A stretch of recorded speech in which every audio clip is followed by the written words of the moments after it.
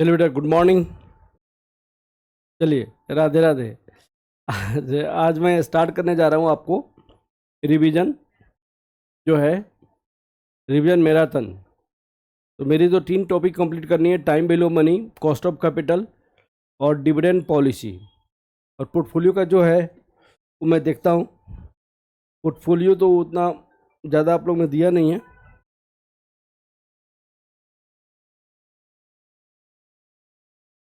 बोतल नहीं है बेटा, बोतल। मोबाइल किसका है?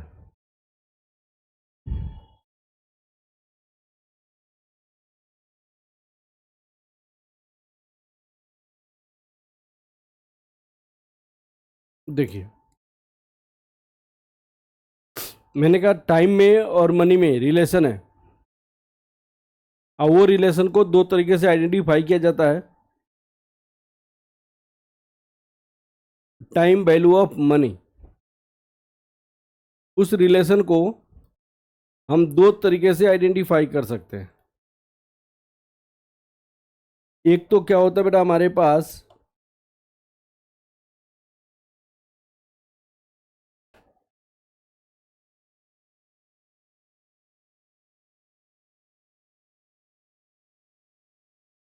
एक तो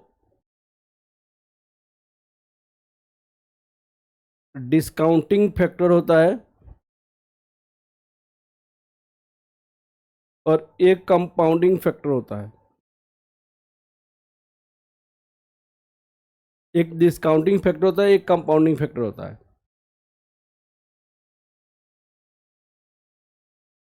डिस्काउंटिंग फैक्टर में हम क्या करते हैं, use to calculate present value. Present value use to calculate future value, use to calculate future value. अब बात है कि भाई हमारे पास डिस्काउंटिंग फैक्टर में 2 पॉइंट होता है हमारे पास। एक तो present value factor R N, और दूसरा होता है present value annuity factor R N.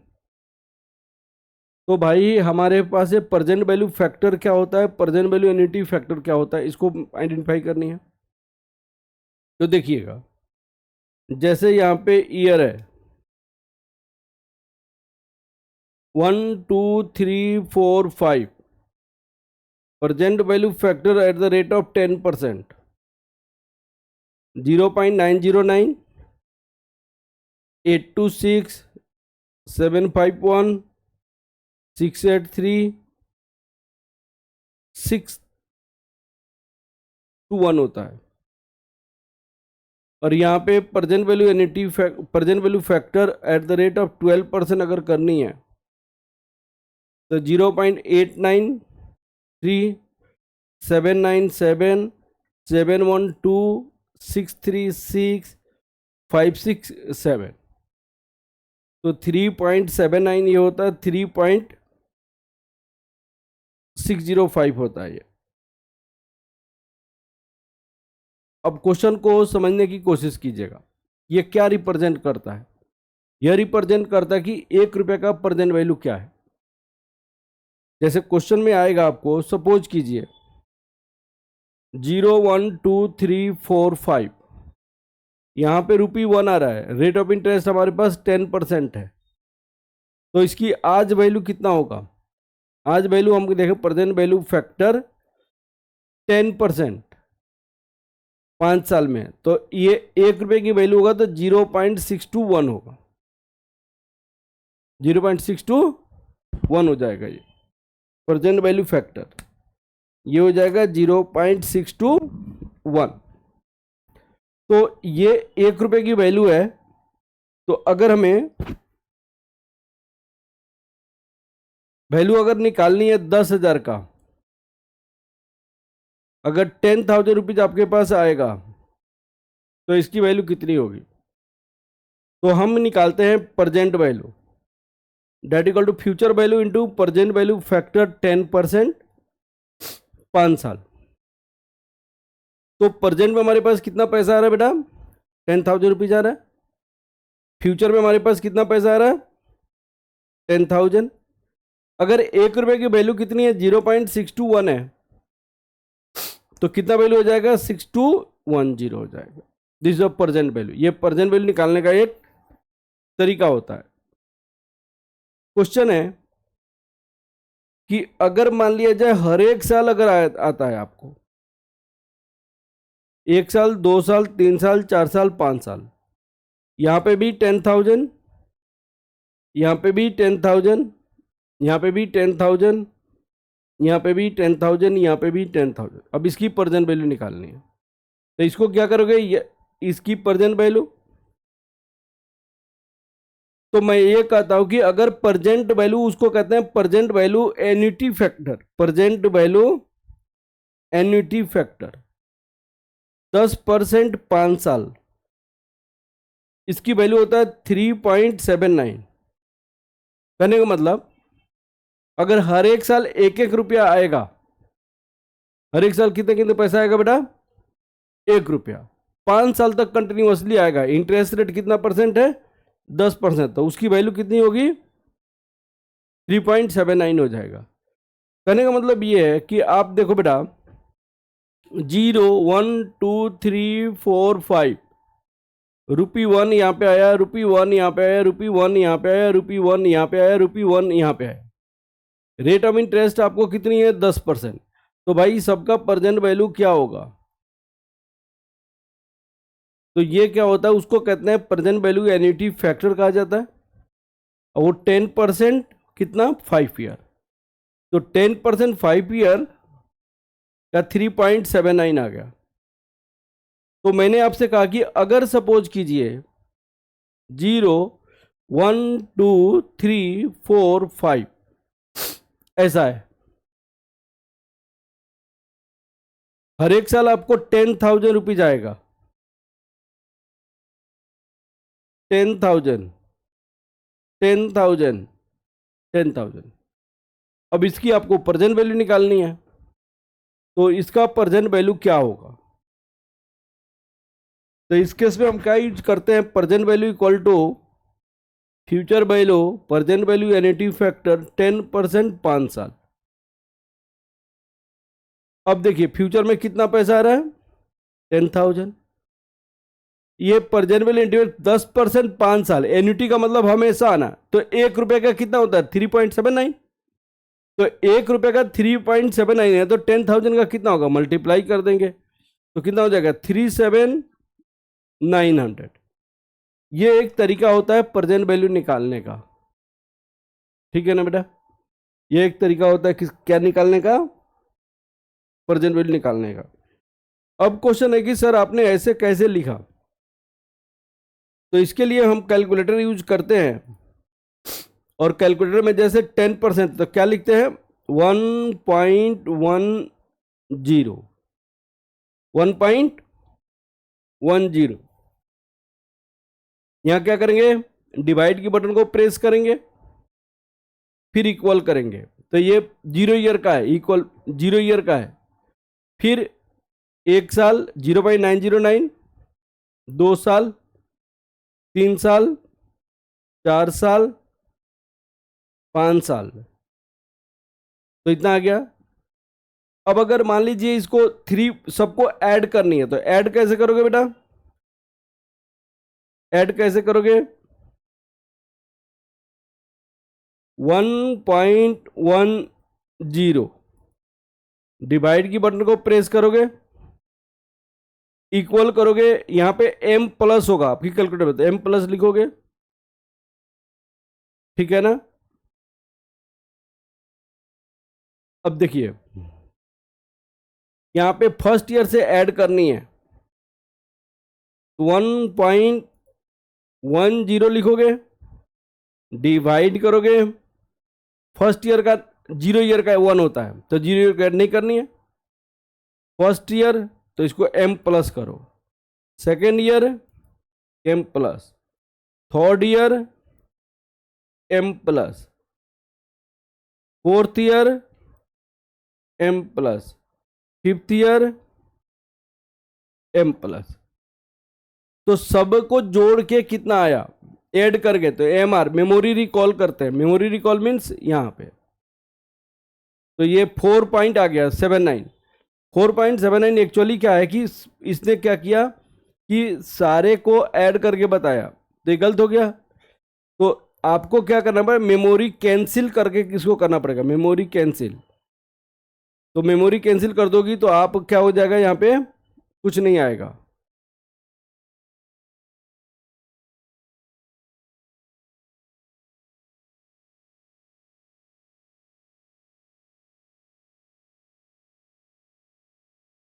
देखिए 1.10 डिवाइड, इक्वल करोगे तो 0 ईयर का, ठीक है ना। फिर इक्वल 1 साल m प्लस करना, 2 साल m प्लस, 3 साल m प्लस, 4 साल m प्लस, 5 साल m प्लस। अब सबको ऐड करके कितना आया, तो MR मेमोरी रिकॉल 3.79 आ गया ना बेटा, तो ये 3.79 आ गया। अब जैसे मान लो कि 12% से निकालनी है, 12% से, तो यहां पे सबसे पहले मेमोरी कैंसिल करोगे ये, तो कैंसिल करने के बाद 1.12 लिखोगे, डिवाइड लिखोगे, फिर क्या करोगे बेटा, इक्वल, तो 0 ईयर का है, इसको ऐड नहीं करनी है। फर्स्ट ईयर m प्लस, देखिएगा वही आएगा यहां पे, second year m plus, third year m plus, fourth year m plus, sixth year m plus. अब ये सारे को ऐड करने के बाद कितना आएगा, तो मेमोरी रिकॉल करोगे MR 3.6047, तो 3.605 होता है। तो आपको यही निकालने के लिए पूछता है कि भाई क्या है क्या नहीं है, ठीक है ना बेटा। तो ये इंपॉर्टेंट पॉइंट था टाइम वैल्यू ऑफ मनी का, जो मैंने आपको बताया, ठीक है। एक होता है सिंकिंग फंड। सिंकिंग फंड का मतलब आपको कितना पैसा हर एक साल डिपॉजिट करोगे ताकि फ्यूचर में आपका एक इक्वल अमाउंट आ जाएगा, टारगेट अमाउंट। तो आपको यहां पे क्या करनी है, मान लिया जाए आज 1 साल, 2 साल, 3 साल, 4 साल, 5 साल, आप 5 साल में आप ₹20 लाख चाहते हैं एकुमुलेट होने का। कितना एकुमुलेट करना चाहते हैं बेटा, 20 लाख। आपकी रेट ऑफ इंटरेस्ट कितनी है, 12% है। रेट ऑफ इंटरेस्ट कितनी है, 12%। तो भाई हर एक साल के एंड में कितना पैसा आप डिपॉजिट करोगे, हर एक साल के एंड में कितना पैसा डिपॉजिट करोगे, तो आपका वैल्यू कितना हो जाएगा, 20 लाख हो जाएगा। तो इसको कहते हैं सिंकिंग फंड। इसको क्या कहते हैं बेटा, सिंकिंग फंड। तो हम क्या लिखते हैं यहां पे, future value, present value, present में कितना डिपॉजिट करोगे, ठीक है ना बेटा। 1 प्लस r⁻n, यहां पे -1 डिवाइडेड बाई r, ऐसे लिखते हैं। अब देखिए फ्यूचर में कितना पैसा आपको चाहिए बताइए, 20 लाख रुपए चाहिए आपको, तो यहां पे 20 लाख लिखेंगे। यहां पे प्रेजेंट वैल्यू 1 प्लस 0.12 की पावर 5, 5 साल के बाद चाहिए, -1 डिवाइडेड बाई 0.12। अब इसकी वैल्यू निकालना पड़ा। अब इसकी वैल्यू को कैसे निकालेंगे वो देखिए, मैं बताता हूं आपको। देखिए क्या कैलकुलेटर में लिखेंगे, 1.12 लिखेंगे। यहां पे जब पावर है तो मल्टीप्लीकेशन की बटन को प्रेस करेंगे। किसकी बटन को प्रेस करेंगे बेटा, मल्टीप्लीकेशन का।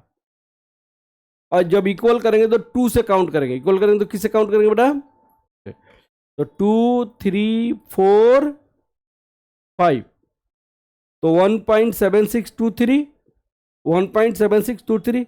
तो ये वैल्यू आया 1.12 टू दी पावर 5 का, ठीक है। इसके बाद क्या करनी है बेटा, -1 करनी है ना, -1 करनी है। तो आप क्या कर दो, -1 लिख दीजिए, ठीक है। इसके बाद डिवाइड किसे करनी है, हाँ तो डिवाइड 0.12, तो कितना आ जाएगा आपके पास, 6.3528। तो यहां पे क्या लिखोगे, 6.3528। तो 20 lakh present value into 6 point क्या था, 35। तो प्रेजेंट में कितना पैसा डिपॉजिट करोगे, 6.3528। तो 20 लाख को इसे करो आप।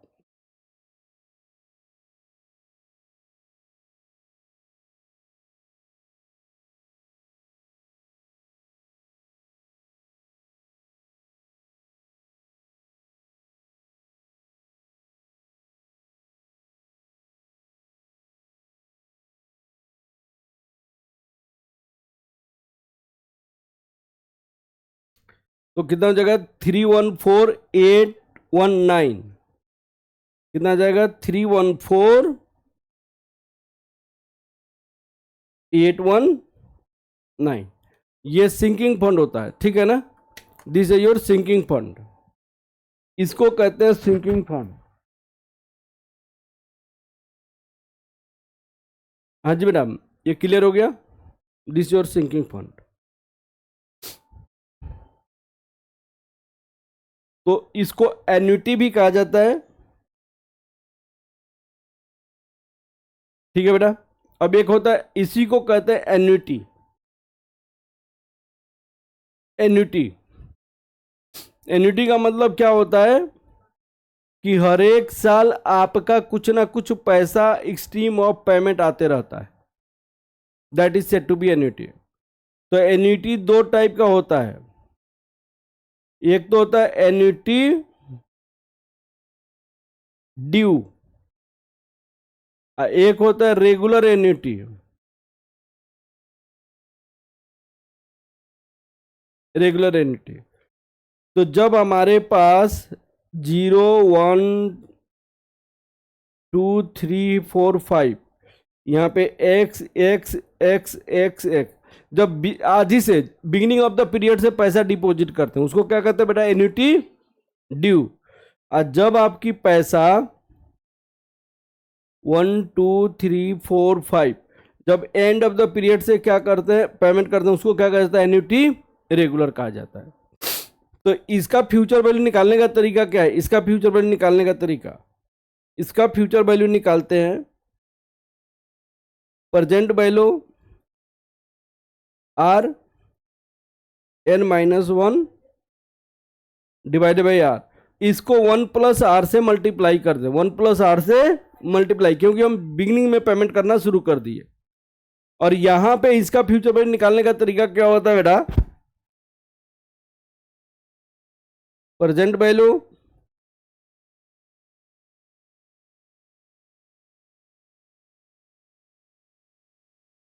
ऐसे निकाल दे। तो यहाँ पे सब मेरी कॉपी में होगा, मैंने स्लाइड भेजा होगा तो आप लोगों के पास होगा, तो इसको कॉपी करने की जरूरत नहीं है बेटा, ठीक है ना। और एक होता है आपका इफेक्टिव रेट ऑफ इंटरेस्ट, सारी कंसेप्ट मुझे आपको समझा देना है आज। Effective rate of interest, effective rate of interest क्या होता है, देखिए मान लिया जाए मिस्टर एक्स है, ये मिस्टर वाई है, रेट ऑफ इंटरेस्ट आपको 12% पर एनम है, rate of interest 12% per annum. अब बताइए ये interest is compounded semi annually, इनका इंटरेस्ट कंपाउंडेड हो रहा है सेमी एनुअली, और यहां पे इंटरेस्ट इज कंपाउंडेड मंथली। देखिए एक का इंटरेस्ट सेमी एनुअली कंपाउंड रहा है, एक का इंटरेस्ट किस कैसे कंपाउंड रहा है बेटा, मंथली। तो कोशिश किया जाएगा फाइंड आउट करने का मिस्टर एक्स और मिस्टर वाई इफेक्टिवली साल में कितना इंटरेस्ट रिसीव कर रहा है, इफेक्टिवली साल में कितना इंटरेस्ट रिसीव कर रहा है, तो उसको कहते हैं effective rate of interest. 1+r/m⁻m-1। तो सुनिए 1+ रेट ऑफ इंटरेस्ट कितनी है 0.12। यह सेमी एनुअली है, तो सेमी एनुअली साल में कितने बार आता है बेटा, सेमी एनुअली साल में कितने बार आता है, 2 बार। तो यहां पे 2 से डिवाइड और यहां पे 2 से मल्टीप्लाई कर देते। अब इसका इफेक्टिव रेट ऑफ इंटरेस्ट निकालेंगे तो कैसे होगा बताइएगा।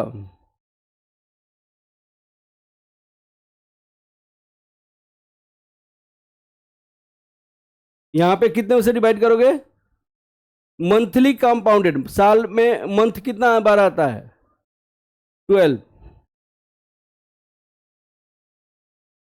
तो ये हो जाएगा 1+0.06 की पावर 2-1।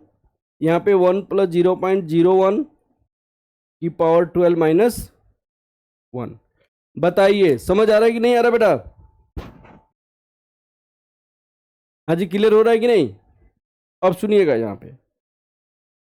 यहाँ पे आप समझने की कोशिश कीजिएगा इसको कैसे निकालते हैं। 1.06 इंटू इक्वल 2 हो जाएगा, -1 कर दोगे तो 12 पॉइंट, तो ये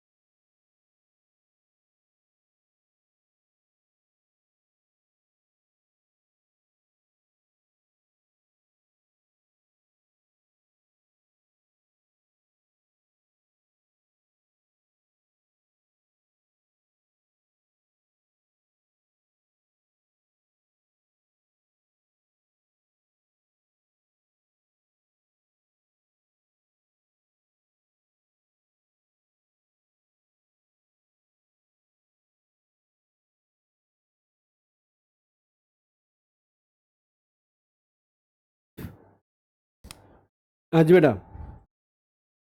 अब इफेक्टिव रेट ऑफ इंटरेस्ट तो 12.36 आ गया, समझ आ गया ना बेटा ये कैसे आया। अब यहां पे कैसे करोगे आप,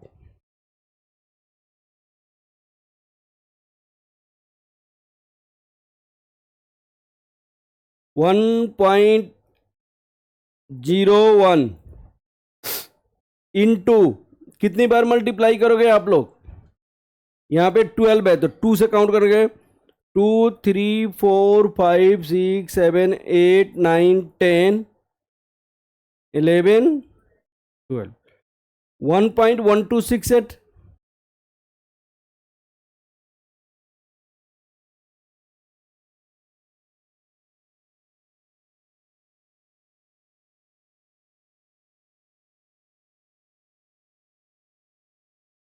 12.68% हो गया। ये 12.68% हो गया। तो इफेक्टिवली कौन ज्यादा रिसीव कर रहा है बताइएगा? दोनों को तो 12% ही रिसीव हो रहा है, लेकिन एक को ज्यादा एक को कम। ठीक है ना? तो क्योंकि वो इफेक्टिव रेट ऑफ इंटरेस्ट था इसीलिए ऐसे हुआ। ठीक है ना बेटा? अब चलिए, अब कॉस्ट ऑफ कैपिटल डिस्कस करते हैं।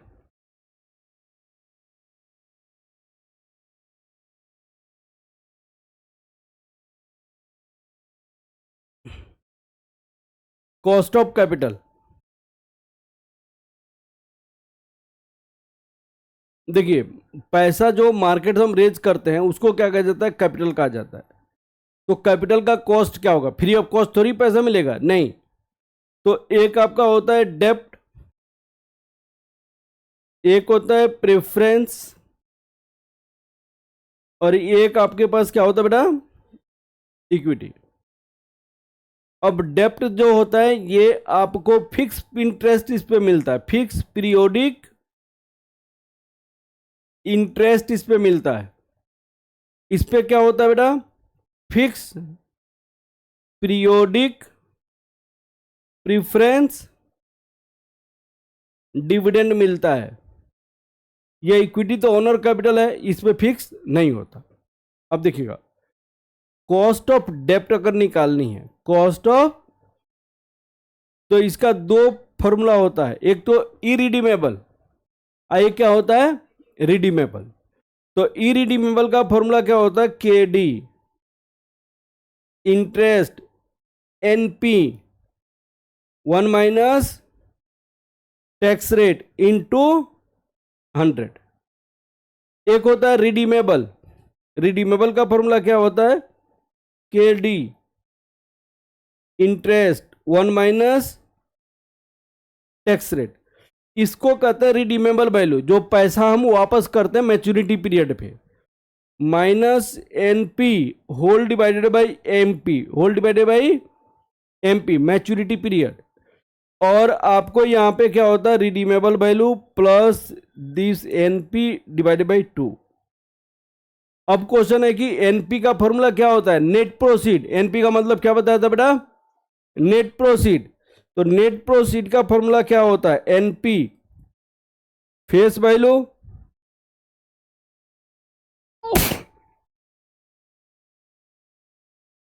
Thank you face value minus discount plus premium minus floating cost होता है। ये फॉर्मूला होता है नेट प्रोसीड का। अब देखिए, प्रिफरेंस डिविडेंड में भी सेम इसी टाइप की हम फॉर्मूला यूज करके बना लेते हैं। Cost of preference,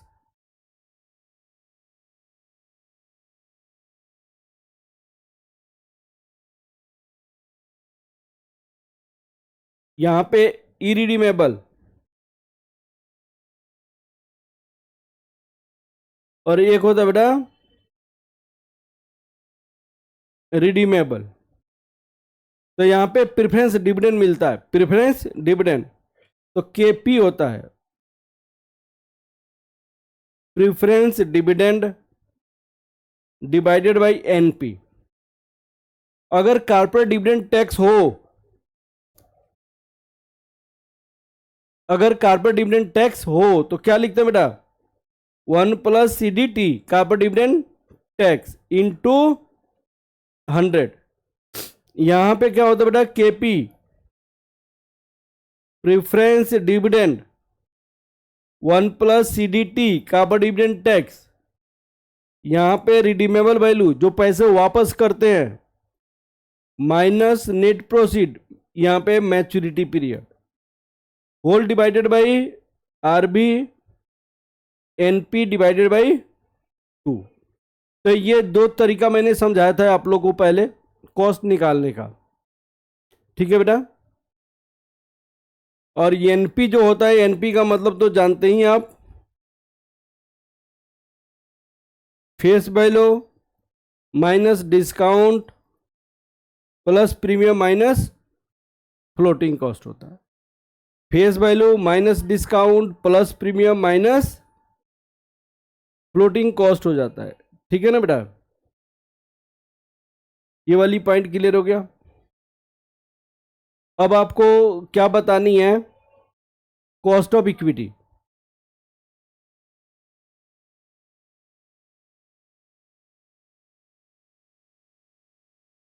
different different assumption लेके बनाया जाता है। एक होता है dividend per share, market price per share into 100। एक दूसरा फॉर्मूला होता है earning per share, market price per share into 100। एक तीसरा फॉर्मूला होता है D1 P0 plus G। D1 ये कांस्टेंट ग्रोथ होता है,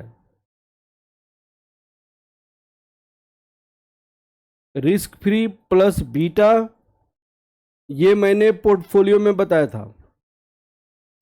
ठीक है बेटा,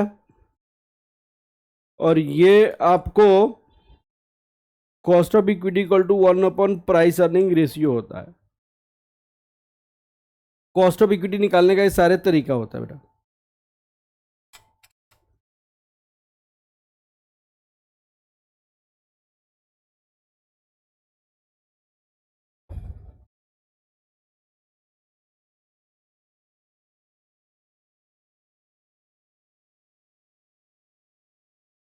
आगे की ओर बढ़ा जाए बेटा। अब सुनिए, लास्ट में क्या होता है, weighted average cost of capital.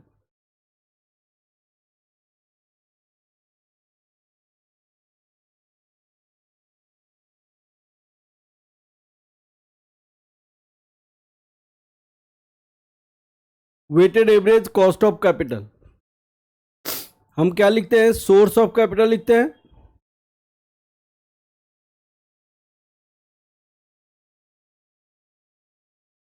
फिर यहां पे क्या लिखते हैं, अमाउंट लिखते हैं। फिर यहां पे क्या लिखते हैं, वेट लिखते हैं। यहां पे क्या लिखते हैं, कॉस्ट लिखते हैं। यहां पे वेटेड कॉस्ट लिखते हैं। मैंने अपनी एग्जांपल में दिया था, हमने पैसा इक्विटी से उठाया, हमने पैसा प्रेफरेंस से उठाया, हमने पैसा डेब्ट से उठाया। सुनिए, यहां पे मैंने कहा था 5 लाख रुपया, 10 लाख, फिर 5 lakh.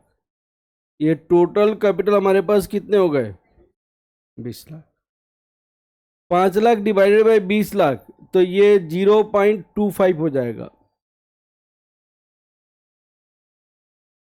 10 lakh divided by 20 lakh, 5 lakh divided by 10, तो इसको कहते हैं वेट ऑफ डेप्ट, वेट ऑफ इक्विटी। इक्विटी है तो वेट ऑफ इक्विटी। इसको कहते हैं वेट ऑफ डेप्ट। सपोज करो इक्विटी की कॉस्ट हमने 12% है, तो ये हो गया कॉस्ट ऑफ इक्विटी। प्रेफरेंस की कॉस्ट 10% है, इसको कहते हैं कॉस्ट ऑफ प्रेफरेंस। इसको निकाला कैसे जाएगा, वो फॉर्मूला के बेसिस पे, इंफॉर्मेशन के बेसिस पे निकाला जाएगा। और इसको कहते हैं, मान लो 8% है कॉस्ट ऑफ डेप्ट, तो वेटेड कॉस्ट बताओ कैसे निकलेगा।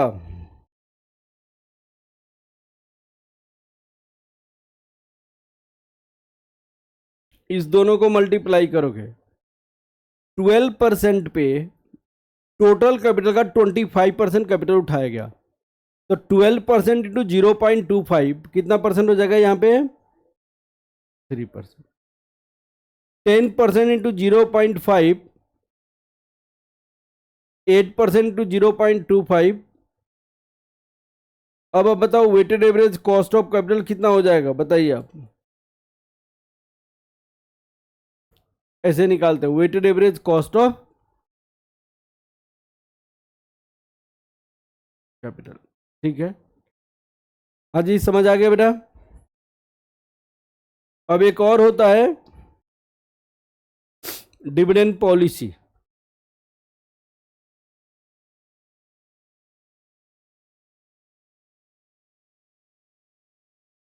डिविडेंड पॉलिसी होता क्या है, प्लीज इसको समझो।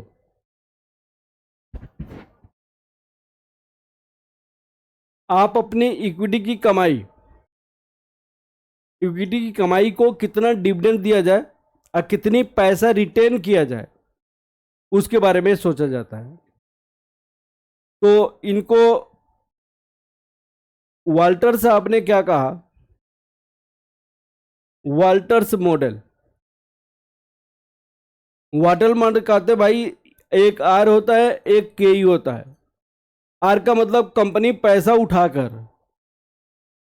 कि किस रेट से इन्वेस्ट करेगा, that is the rate of return on investment. ये मैंने आप लोगों को सारी चीजें कंसेप्ट में समझाया था। और के का मतलब कॉस्ट ऑफ इक्विटी। उन्होंने कहा कि ये अगर हायर है, ये यदि हायर है, जैसे ये मान लो 20% है और ये 15% है, हमारी कमाई 20% है, हमारी कॉस्ट कितनी लग रही है 15%। तो हमें क्या करनी चाहिए, 100% रिटेन करना चाहिए। बी का मतलब रिटेंशन रेशियो, 100% रिटेंशन चाहिए। और डिविडेंड पे आउट रेशियो कितनी होनी चाहिए बेटा, 0 होना चाहिए। डिविडेंड पे आउट रेशियो कितना होना चाहिए, 0। सेकेंड केस इन्होंने क्या बताया कि मान लो R equal to 15% equal to cost of equity 15% है, तो डिविडेंड पे आउट, डिविडेंड जो पेमेंट करते हैं इरिलीवेंट है, इरिलीवेंट है माने no effect of dividend. Dividend payment करो और डिविडेंड पेमेंट नहीं करो, कोई फर्क नहीं पड़ेगा।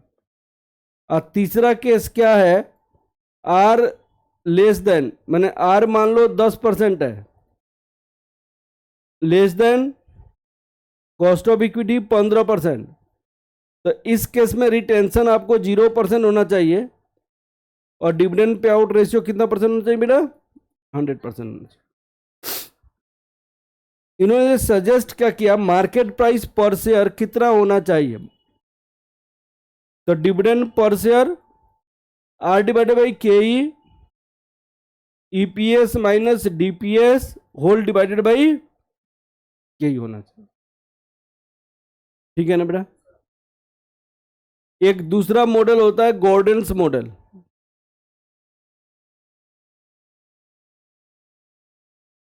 इन्होंने कहा कि market price per share, earning per share 1 minus B, B का मतलब रिटेंशन रेशियो और डिविडेंड पे आउट रेशियो, वो अगर यहां पे के ई माइनस जी, यहां पे एजम्पशन क्या होता है, के ई ग्रेटर देन जी होता है और G equal to B into R होता है, G equal to B into R होता है।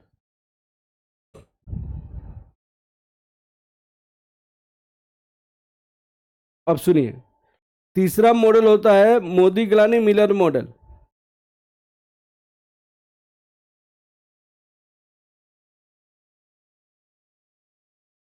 मोदी गिलानी मिलर मॉडल ये कहता है कि चाहे डिविडेंड पेमेंट करो या डिविडेंड पेमेंट नहीं करो, वैल्यू ऑफ द फॉर्म हमेशा क्या होता है बेटा, इक्वल होता है, हमेशा क्या होता है, इक्वल। तो मान लिया जाए कि 1 ईयर का टाइम पीरियड है, यहाँ पे P0 है, यहाँ का मार्केट प्राइस P1 है, यहाँ का मार्केट प्राइस D1 है। तो ये P0 कितना होगा, P1 प्लस D1 1 प्लस के और P1 इक्वल टू हो जाएगा P0। इसी पे पिछले बार क्वेश्चन पूछा था मोदी गिलानी मिलर मॉडल पे, और आपको प्रूव करना था कि चाहे डिविडेंड पेमेंट करे चाहे डिविडेंड पेमेंट नहीं करे, वैल्यू ऑफ द फॉर्म हमेशा क्या होता है बेटा, इक्वल होता है, सेम होता है। ये चीजें मैंने लास्ट क्लास में प्रूव करके बताया भी था आप लोगों को, और मेरी नोट्स देख लीजिए। आज का क्लास तो जस्ट आपको ये है कि जस्ट फॉर्मूला सारे चीजें माइंड में रख कर लिया जाए, ठीक है ना बेटा। और डिटेल में तो नहीं कराया जा सकता है ना, अब सुनिए, अब जैसे एक होता है लिंटनर्स मॉडल। ये एक इंजीनियर थे, ये अपनी एक्सपीरियंस के बेस पे बताया था कि क्या डिविडेंड होना चाहिए किसी भी पार्टिकुलर ईयर का। इन्होंने कहा कि डिविडेंड पे आउट रेशियो किसी भी डिविडेंड पर शेयर किसी भी पार्टिकुलर पीरियड का उसके पिछले साल के डिविडेंड पे डिपेंड करता है। करंट ईयर की अर्निंग पे, करंट ईयर की और पिछले साल के डिविडेंड को माइनस कर दो, माइनस कर दो, उसको क्या करो, डिविडेंड पे आउट रेशियो से मल्टीप्लाई करो।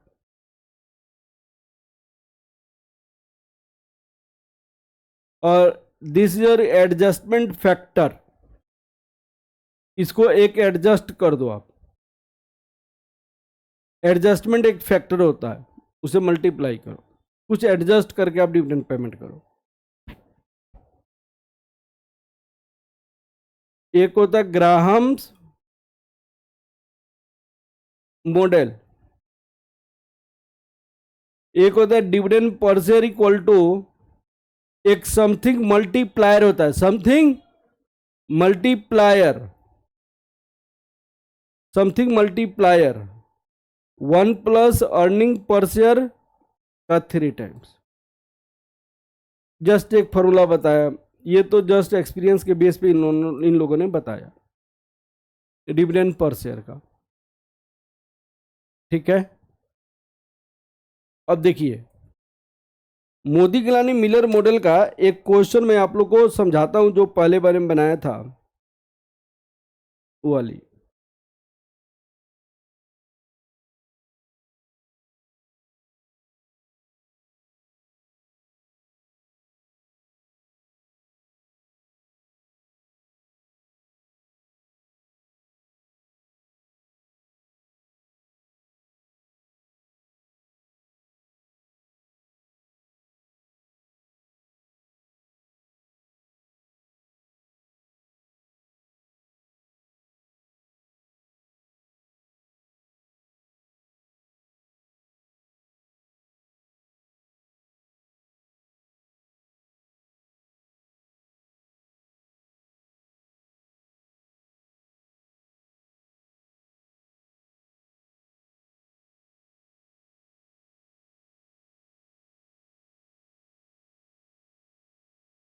देखिए ये मोदी गिलानी मिलर मॉडल का देखिएगा बेटा,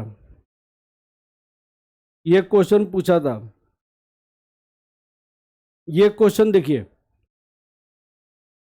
इन्होंने एक क्वेश्चन में क्या लिखा हुआ, एक क्वेश्चन में करा देता हूं आप लोगों को। Angel limited belong risk class हुई अप्रोप्रिएट कैपिटलाइजेशन रेट, कैपिटल उठाने का रेट, तो that is the cost of equity. Cost of equity कितनी परसेंट है बेटा? करेंटली हैज 1 लाख शेयर, आपको करंट का शेयर कितनी है बेटा? 1 लाख, और सेलिंग प्राइस कितनी है? 100, तो पी जीरो आपको कितना हो जाएगा? 100, पी जीरो 100।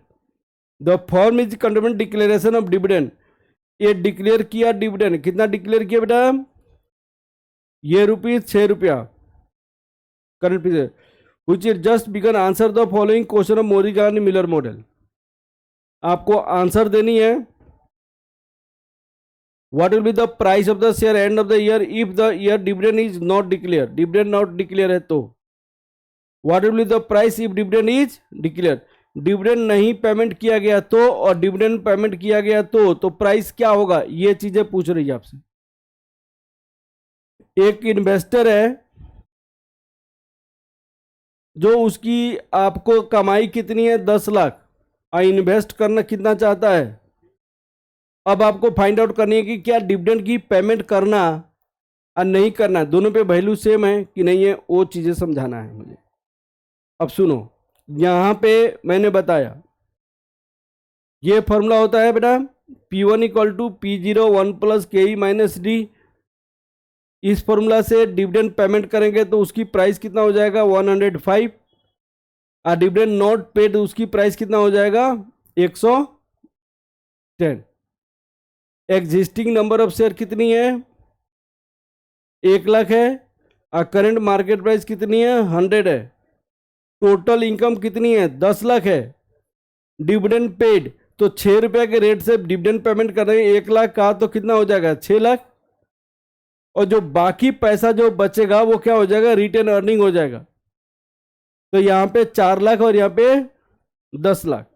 हमें न्यू इन्वेस्टमेंट कितनी करनी है बेटा, तो नए एडिशनल कैपिटल कितना 4 लाख हमारे पास है, 20 लाख चाहिए तो हमें कितना पैसा 16 लाख, और यहाँ पे 10 लाख है, 20 लाख चाहिए तो 10 लाख। इन्होंने एजम्पशन क्या लिया हुआ है, जो करंट मार्केट प्राइस है उसी पे नए शेयर इशू करेंगे, उसी पे नए शेयर इशू करेंगे। तो new number of share 16 lakh divided by 104, और यहाँ पे 10 lakh divided by 110, existing number of share 1-1 lakh है, तो टोटल नंबर ऑफ शेयर कितना हो गया, इतना हो गया, नए ये हो गया, पुराना इतना था। मार्केट प्राइस पर शेयर 104 110, तो वैल्यू ऑफ द फॉर्म क्या होगा 120, यहाँ पे भी है 120। तो आपको यही कहता है मोदी गिलानी साहब कि चाहे डिविडेंड पेमेंट करो चाहे डिविडेंड पेमेंट नहीं करो, वैल्यू ऑफ द फॉर्म हमेशा क्या होता है बेटा सेम होता है। ठीक है, तो सारी फॉर्मूला मैंने आप लोग के साथ डिस्कस किया, आप लोग देखिए डिटेल में तो क्या कराया जा सकता है, जो है वो यही है। ठीक है ना बेटा, तो आप लोग अपने से रिवाइज करो, कोई डाउट हो तो पूछो। ठीक है बेटा, चलिए okay, thank you class, thank you बेटा। हाँ